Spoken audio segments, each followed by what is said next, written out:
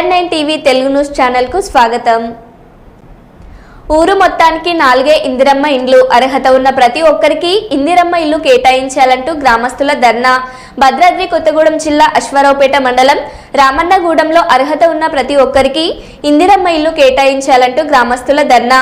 రామన్నగూడెం గ్రామ పంచాయతీకి 4 ఇళ్లు మాత్రమే కేటాయించడంతో అసంతృప్తి చెందుతున్నారు ప్రజలు.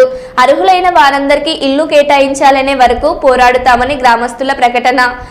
రామన్నగూడెం గ్రామ పంచాయతీకి ఇచ్చిన 4 ఇండ్లను కూడా రద్దు చేయాలని ఇందిరమ్మ కమిటీ గ్రామస్తులు కలిసి తీర్మానం చేశారు. న్యాయం జరగాలి.